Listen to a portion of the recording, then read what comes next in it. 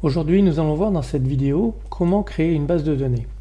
Nous avons de plus en plus de scripts à notre disposition et très souvent, nous avons dans les instructions d'installation la création d'une base de données MySQL. Pour cela, on nous dit de nous connecter à votre compte d'hébergement MySQL, base de données, et de créer la base de données pour ce script. Je vais donc aller dans le module base de données, cliquer sur Assistant base de données MySQL. Dans cette première étape, nous avons à créer une base de données, donc lui donner un nom. Nous allons l'appeler test 1. Ici, vous avez des informations. Qu'est-ce qu'une base de données MySQL? Je vous invite à le lire. Vous cliquez sur étape suivante.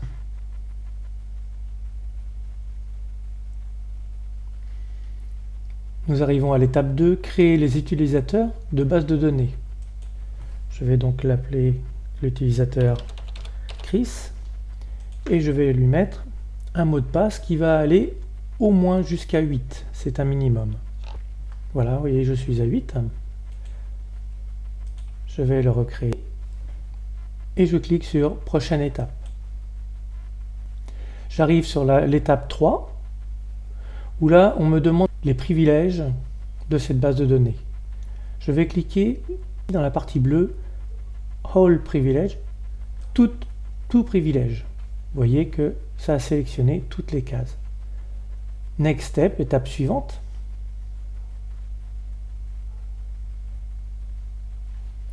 Étape 4, fin.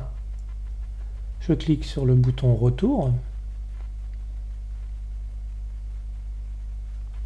Et maintenant, je vais aller dans base de données MySQL, voir cette base de données que je viens de créer. Vous voyez que ce n'est pas la première que je crée, mais celle que j'ai créée se trouve ici. Le nom de la base de données, c'est je veux-bas test 1. Le nom de l'utilisateur, c'est je veux-bas Chris. Et le mot de passe, c'est celui que vous avez rentré.